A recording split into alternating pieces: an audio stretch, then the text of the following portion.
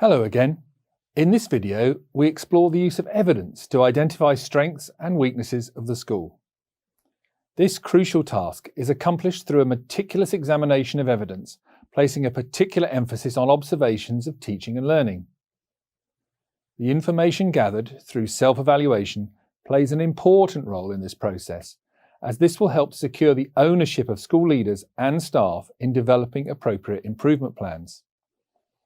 A typical school improvement plan may span between 3 to 5 years and will contain clearly articulated long-term goals. From this overarching plan, annual or termly operational plans are devised to highlight key objectives. These plans focus on leadership and management, on teaching and learning, and on the professional development of all staff to raise attainment and accelerate rates of students' progress. Operational plans typically include the following features. They are detailed, time-limited, and translate into priorities for actions. They align the work of the school and any external support on the priorities in the whole school improvement plan and help to maintain a sharp focus. They identify clear lines of accountability for actions and outcomes and support all stakeholders in understanding their responsibilities linked to the priorities. They clarify how whole school ownership is ensured. An effective plan will always make clear the roles and responsibilities of different members of staff. Operational plans should make clear to staff and stakeholders the actions to be implemented and their intended impact over specified timelines.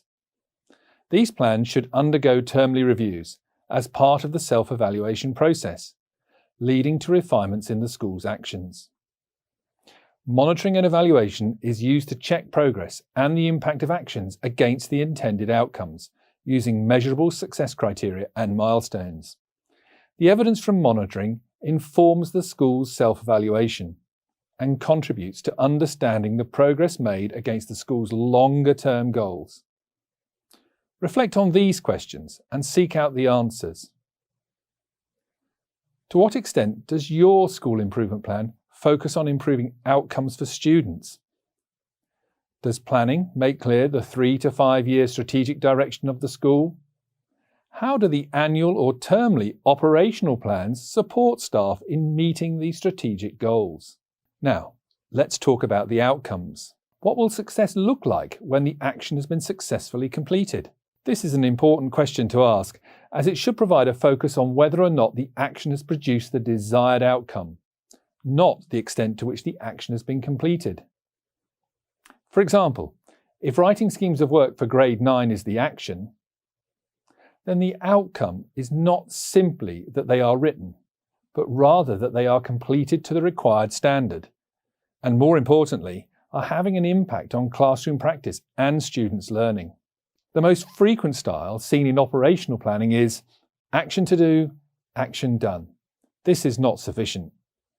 The impact on students' learning or improvement in systems and processes must be evident in the outcomes of actions taken.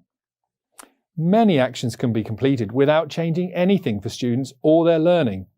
And if so, then what is the point of the action? The intended outcomes or success criteria must state the improved practice or provision which will result from the actions, but they must also be measurable. A common weakness in improvement planning is the writing of rather vague outcomes, with no indication of how they are to be measured. Phrases such as improved practice by teachers or the quality of learning is enhanced are examples of weak success criteria which are difficult to measure. On the other hand, a success criteria which states the expected gain in a reading age score from a specified baseline score and over a given time frame is a much more effective approach. In conclusion, a robust self-evaluation process, aligned with strategic and operational plans, serves as a foundation for continuous improvement. Thank you, and see you in the next video.